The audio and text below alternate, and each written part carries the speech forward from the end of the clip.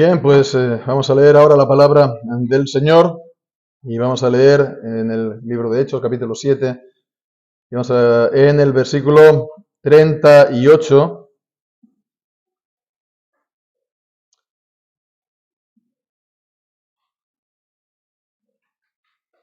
Vamos a leer hasta el 44.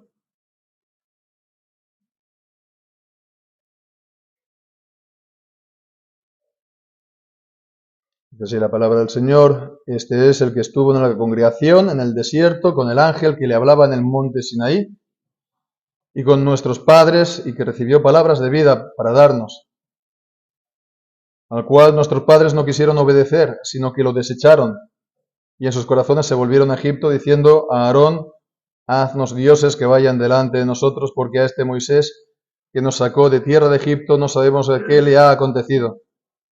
Y en aquellos días hicieron un becerro y ofrecieron sacrificio al ídolo, y se regocijaron en las obras de sus manos.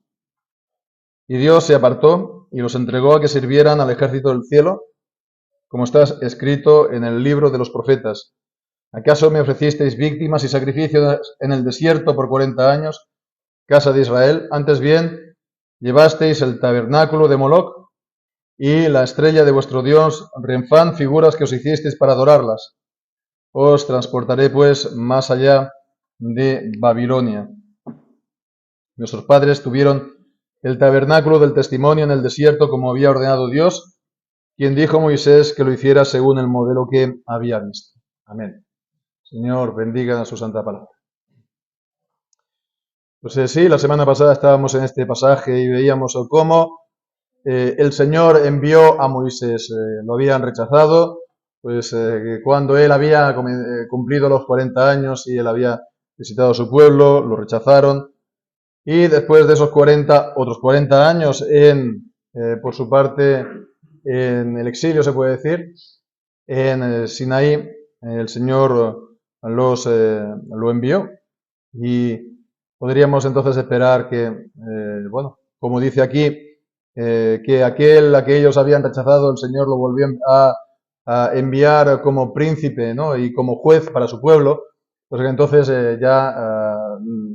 lo iban a aceptar sin ningún tipo de problema, y él, pues su ministerio como libertador del pueblo iba a ser un camino triunfante, un camino triunfal y un camino sin ningún tipo de obstáculo, ¿no? Todo lo contrario, porque el Señor apoyó y confirmó a su siervo Moisés, pero el pueblo una y otra vez,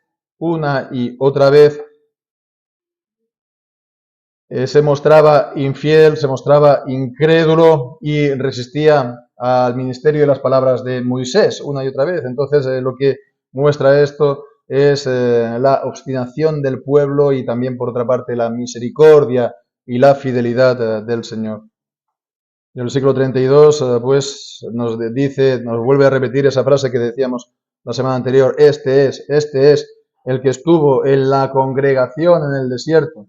Ya nos presenta la escena, ya está en el desierto, la peregrinación, primeramente hasta Sinaí y después hasta la frontera de la tierra prometida.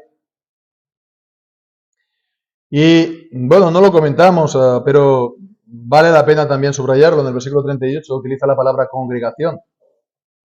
En el original es iglesia. Es la iglesia en el desierto. Entonces conviene tenerlo presente porque la Escritura en el Nuevo Testamento utiliza la palabra iglesia para referirse a Israel.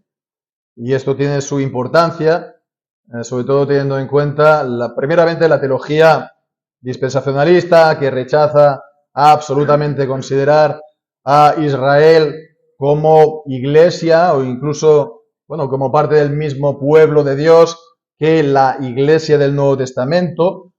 Y incluso que casi te vienen a decir las formas más radicales que Israel pues tenía otra vara, otra manera de relacionarse con el Señor, que no fuera a través de la fe, que era pues a través de la ley y de la obediencia. Cuando en Hebreos capítulo 11 todos los llamados héroes que aparecen en ese capítulo son los héroes de la fe, ¿no? Por la fe hizo tal cosa David, Abraham, Moisés, etcétera, etcétera, Isaac, todos los padres del Antiguo Testamento. Entonces, la Escritura misma llama iglesia al Antiguo Testamento, al pueblo del Antiguo Testamento, y eso es por la unidad del pacto de gracia, la unidad que hay entre el Antiguo Testamento y el Nuevo Testamento, que no son dos pueblos distintos, no son, por lo tanto, tampoco, porque la iglesia está injertada en Israel, nos dice Romanos 11. No puede ser un pueblo distinto, una rama, ¿no? Que no era parte del pueblo y se le injerta en el tronco, ¿no? No puede ser un pueblo distinto que el mismo tronco. Bien, y tampoco no es un pueblo distinto, ni es tampoco un pacto de gracia distinto, ¿no? Como dice la confesión de fe, es una sola alianza o pacto con distintas dispensaciones o distintas administraciones, mejor dicho, que el Señor en cada... sí, estaba en el Antiguo Testamento y en el Nuevo Testamento hay distintas ordenanzas, pero sigue siendo el mismo pacto de gracia. Esto no solamente pues para la teología dispensacionista, sino también para todos aquellos hermanos que también quieren abrazar de alguna manera la reforma y también de alguna manera alguna teología del pacto, ¿no? Le llaman pactual, teología pactual, y me refiero pues a los hermanos bautistas particulares o reformados, y que pues vienen diciendo precisamente eso, que no es ni la misma iglesia, no es el mismo pacto de gracia. Bueno, pues es la iglesia en el desierto, y aquí está hablando sobre todo del Sinaí, cuando el pueblo llegó a Sinaí y dice que con el ángel que hablaba en el monte Sinaí. Y en la carta de los Gálatas capítulo 3 también dice que la ley fue ordenada por medio de ángeles. Ahora no me acuerdo del versículo, si alguno lo tiene así en la punta de la lengua que calle ahora. ¿No? Pues bueno, es Gálatas 3. Entonces, la Escritura nos dice que, bueno, aparte de toda la manifestación divina que tronó de los cielos, que la tierra tembló, esa teofanía terrible, majestuosa, y que Moisés estaba espantado y temblando, Hebreos 12, estaba también dada por medio de ángeles. Nos dice también Hebreos 12 que nosotros no nos hemos acercado al Sinaí físico, pero sí que nos hemos acercado espiritualmente al Señor. Y si era tremendo lo que decía pues, Hebreos 12 acerca de Sinaí, el don de la ley, del decálogo, pues fijémonos en la realidad de hoy. En cuanto a la iglesia del Nuevo Testamento, os habéis acercado al monte Sión.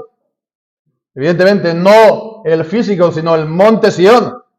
Todas aquellas veces que la Escritura en los Salmos está hablando de Sión. Por lo tanto, está hablando de la iglesia. Os habéis acercado al monte Sión y a la ciudad del Dios vivo, la Jerusalén celestial. La ciudad del Dios vivo, de la que también pues se nos habla en Apocalipsis, por ejemplo. A la compañía de muchos millares de ángeles. Cuando nosotros damos culto a Dios, nos acercamos a la compañía de muchos millares de ángeles, a la congregación de los primogénitos que están inscritos en los cielos, y a Dios, al juez de todos, a los espíritus de los justos hechos perfectos, y a Jesús, el mediador del nuevo pacto. Los ángeles también están presentes. Por lo tanto, nos acercamos también juntamente con ellos, nosotros aquí en la tierra, y ellos que son seres espirituales, pues también son conscientes de lo que hacemos. Y es por eso que el apóstol Pablo también en 1 Corintios 11 está hablando de la cobertura de la mujer por causa de los ángeles. Y conviene entonces pues tener presente que, bueno, esto no es un argumento cultural, ¿no? Ya lo sabemos, sino que es algo que sigue estando tan presente ahora como hace 2000 años. Los ángeles están presentes y ese lenguaje de que la mujer se cubra la cabeza lo entienden perfectamente, ¿verdad? Porque son realidades, se puede decir así, metafísicas, o se puede decir así que son de la vida misma, de la realidad como el Señor la ha creado, de la diferencia entre el hombre y la mujer, de la prioridad del hombre y la mujer, y que la mujer, bueno, el hombre es la cabeza de la mujer, entonces si la mujer se cubre su propia cabeza, está expresando esto de su misión. Esto no es un lenguaje cultural, esto no es un lenguaje, digamos, que pueda cambiar de un lugar a otro. Si se hace, los ángeles lo comprenden perfectamente. Como se comprende perfectamente también el Señor y también aquellas personas que lo lleguen a practicar en la cultura que sea. Sobre todo cuando uno tiene las palabras de Dios, los oráculos del Señor, y el Señor le informa y enseña en la Escritura también lo que significa. No que no lo sepamos, pero de esa manera Él nos confirma en esto, ¿no? O sea, no hay ninguna pérdida y no hay ningún problema en esto. Así pues, si era terrible, decía él, que se acercaron al Sinaí,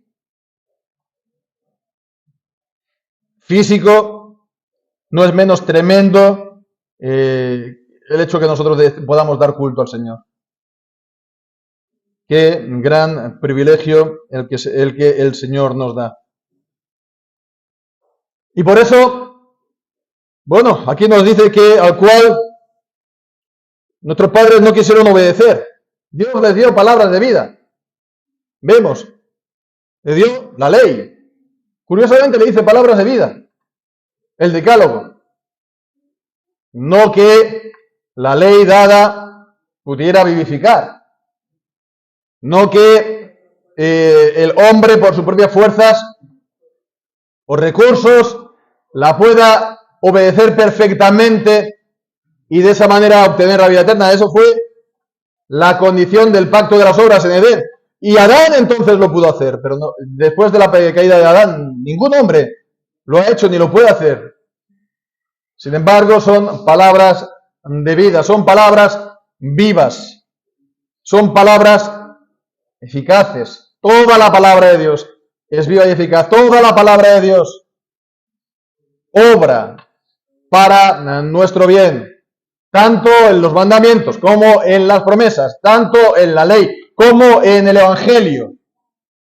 Y cada una tiene una función para nosotros, para hacernos útiles, para hacernos sabios para la salvación, que es por la fe en Cristo Jesús. Palabras de vida recibió Moisés y dijeron que no la quisieron obedecer. Y entonces tenemos que ir otra vez de la mano con la ayuda de Hebreos, que nos dice que si ellos rechazaron la palabra dada a Moisés, o por medio de Moisés, y no escaparon, cuánto menos nosotros. También, pues, se nos dice que fue dada por medio de la asistencia de ángeles. Vemos ahí al principio del capítulo 2.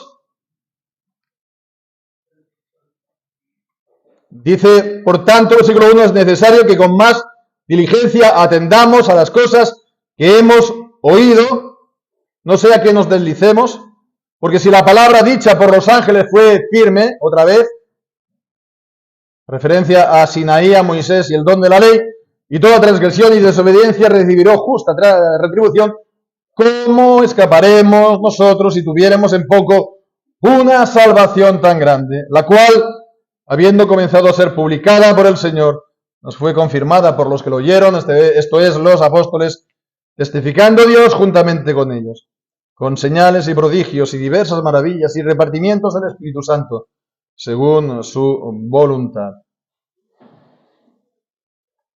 Entonces, es la misma iglesia, es el mismo pacto de gracia. Hay entonces unas advertencias, y estas advertencias no están fuera de lugar para nosotros. Es más, Hebreos nos lo está diciendo también. No está de más que las veamos, no está de más que las repitamos cuando las tengamos que leer, las leamos y nos las apliquemos. ¿no? No decir, no, esto era para el tiempo de la ley. Nosotros estamos absolutamente cubiertos por la gracia. Sí, Señor, los creyentes estamos cubiertos por la gracia del Señor. De manera que el Señor se compromete también a que su pueblo alcance la perseverancia final, persevere hasta el fin y sea salvo, pero para eso es necesario que atendamos a la palabra y a las advertencias que el Señor nos da. Versículo 39, pues, los padres no quisieron obedecer, sino que lo desecharon y en sus corazones se volvieron a Egipto. La mujer de Lot, cuando salía de Sodoma, se giró y, bueno, lo leemos. A veces, bueno, no sé si a ustedes le han pasado que puede sorprender, ¿no? Se gira y se convierte en estatua de sal, ¿no? Tal cual. Llovía azufre, fuego desde el cielo y, bueno, pues a lo mejor ella estaba asustada, a lo mejor ella pues estaba sobrecogida o tenía interés tal vez de a ver qué pasa.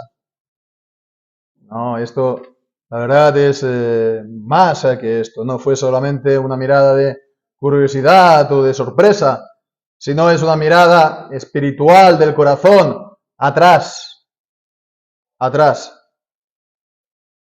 al lugar de donde el Señor nos saca. Y el Señor Jesús nos dice que todo aquel que poniendo la mano en el arado y gira la cabeza y mira atrás no es apto para el reino de Dios. Bien, esto es algo que está en el corazón de todos los creyentes, en su carne, en todos nosotros. De mirar tal vez con nostalgia los tiempos aquellos, tal vez, no digo que siempre, pero tal vez alguna vez, de acordarnos de los tiempos aquellos y por una razón u otra, bueno, pues estar anhelando aquello.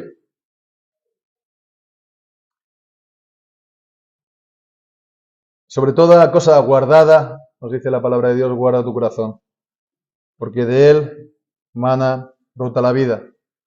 Hemos de guardar nuestro corazón, no sea que, bueno, pues se guarda algún tipo de afinidad, ¿no? Algún tipo de mirada por nuestra parte cariñosa a nuestra antigua vida, al mundo, al lugar de donde el Señor nos sacó. Ellos se volvieron a Egipto.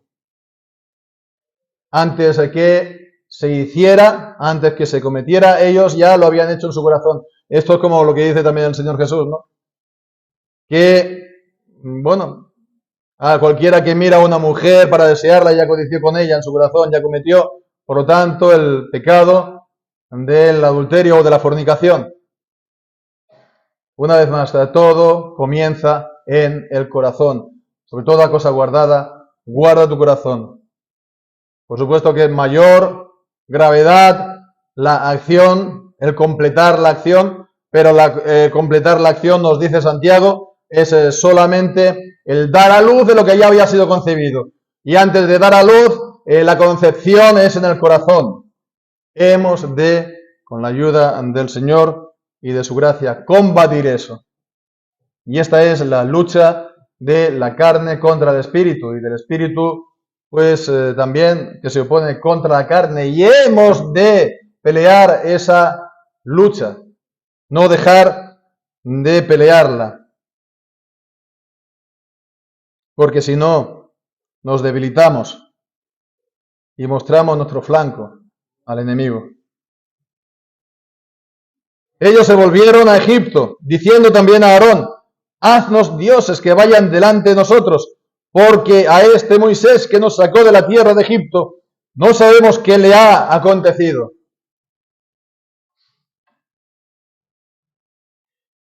Es el pasaje del becerro de oro, becerro de oro. ¿no?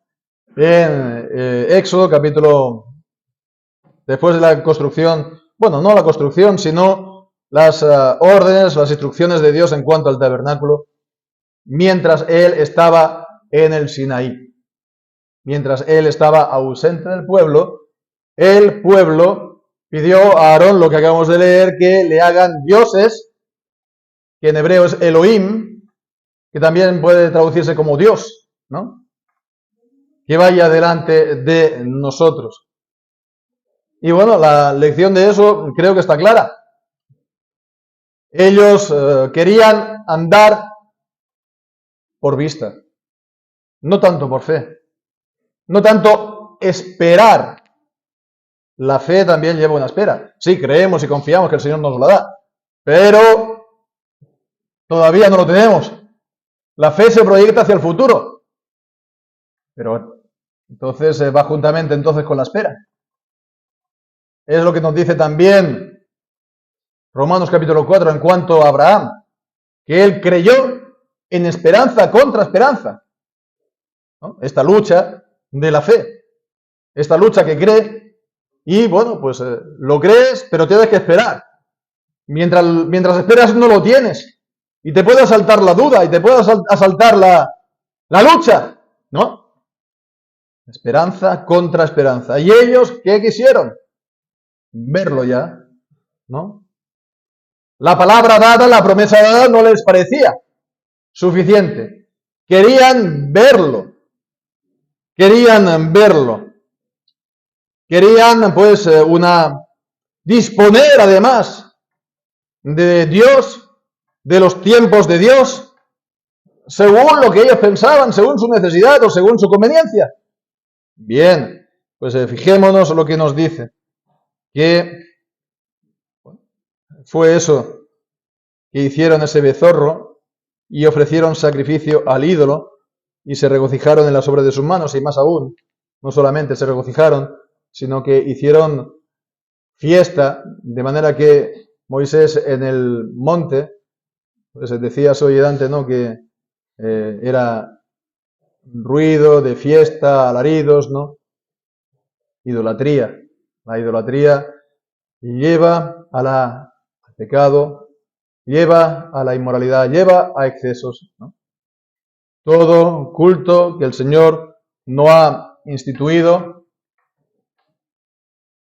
es algo idolátrico, ¿no? Aunque sea revestido de cristianismo. El orar a los santos, el orar a los muertos, el orar a las vírgenes, eso es un culto religioso y el Señor nos lo ha ordenado en su palabra. Entonces, ¿qué diremos a eso? Es una idolatría, además, si lo hacemos con imágenes visibles. ¿Qué diremos a eso? Es una idolatría. ¿Y qué es lo que trae eso? Trae avanzamiento, avance en la piedad, avance en el temor de Dios, en la fe. Da que el Señor esté con nosotros, da que el Señor nos bendiga espiritualmente. ¿Qué da la idolatría? ¿Qué es lo que ha dado la idolatría en nuestro país, en nuestros países? ¿No? España y todos los países católicos romanos. ¿Qué es lo que ha dado? La idolatría que tiene cada ciudad, cada barrio, una fiesta dedicado a su patrona, a su virgen, a su lo que sea, en las cuales se cometen al final, desde ancestralmente, todo tipo de excesos. ¿Qué es lo que ha traído eso? Estar en la cabeza, sin duda, ¿no? En la cabeza de la cola. Y caer más, y caer más, y caer más. Tal como también el Señor anunció a Israel, que si se daba la idolatría, en vez de él que estaría en la cabeza, lo iba a poner por cola, y iba a caer más y más y más, y el extranjero que está dentro de ti se va a subir sobre ti, y se va a enseñorear sobre ti. Y esto es lo que se está ocurriendo, y lo que va a ocurrir, hasta que el pueblo no se arrepienta de las idolatrías y del culto falso a Dios, que es el culto que Dios no ha ordenado. Aunque sea un culto histórico, un culto tradicional o lo que sea, si el Señor no lo ha ordenado, ese culto es falso y es idolátrico y trae todo esto. Y efectivamente, versículo 42, Dios se apartó.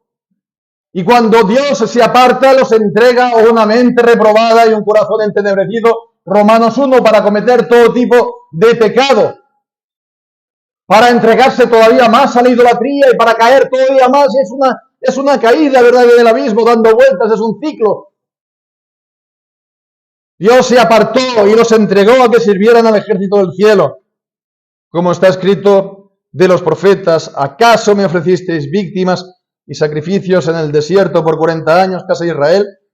Antes bien llevasteis el tabernáculo de Moloc y la estrella de vuestro dios Renfán, figuras que os hicisteis para adorarlas. Os deportaré pues más allá de Babilonia. Ellos nominalmente, exteriormente, era el pueblo de Dios. En el desierto recibió la ley de Dios. Fue el pueblo restaurado cuando Moisés purgó al pueblo, a los desobedientes, y molió el becerro de oro y lo molió y lo tiró al arroyo. Fue, entre comillas, reformado el pueblo, pero el corazón siguió impenitente y sin arrepentimiento, presa por lo tanto de los mismos deseos. El Señor los entregó entonces a un culto falso. Nominalmente servían al Señor y tenían el tabernáculo, pero ellos ofrecían víctimas y sacrificios al ejército del cielo, a todas las estrellas y constelaciones y planetas, ¿verdad? Pero no solo eso, también a Moloc, a Renfán. Y bueno, no se nos dice esto en las páginas del Antiguo Testamento, en el Éxodo, etcétera, etcétera. Pero nos lo dice aquí la palabra de Dios y es verdad. El pueblo de Dios era idolátrico. Y de la misma manera que Raquel escondió los ídolos de su padre cuando salieron de la casa de Labán y no los soltó y los escondió en su tienda y se sentó encima de ellos y bueno, escuchó entonces también la imprecación de su marido, de Jacob, aquel que lo tuviera. De la misma manera el pueblo de Israel seguía en los caminos de sus padres, en este caso de su madre Raquel. Y el fin de toda cuestión, no de toda disputa, sino el fin de toda esta cuestión, que es que cuando ya se ha querido más y más y más y ya no se queda más por caer, queda solamente el ser transportado, dice, versículo 43, más allá de Babilonia, y ser dispersado por todas las naciones, y las 10 tribus se perdieron el rastro de ellas hace mucho tiempo. Y del pueblo de Judá, que fue el último a ser transportado, por Nabucodonosor solamente regresó una pequeña parte.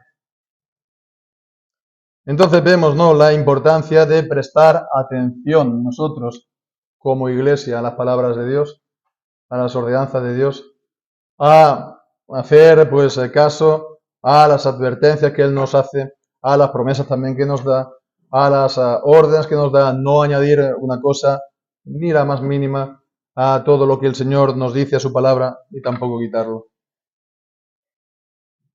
Haciendo eso, el Señor nos preserva. Haciendo eso, el Señor está con nosotros, su luz brilla sobre nosotros y también las cosas nuestras en nuestra vida prosperan con su gracia, prosperan con su ayuda. Tenemos una protección especial. Si no es así, pues el pueblo y cada uno cae cada vez más en el desagrado del Señor. Entonces la importancia de hacerlo. Como decíamos, era la iglesia en el desierto. Nosotros seguimos siendo la iglesia, no en el desierto, pero en esta peregrinación, ¿verdad? Hasta que lleguemos a nuestra tierra prometida. Moisés le dio la palabra. Jesucristo y sus apóstoles nos han dado ya la plenitud de la palabra en el Nuevo Testamento. Y tenemos entonces que guardarla para la gloria del Señor. Y el Señor, haciéndolo, Nos pondrá no por cola, sino por cabeza.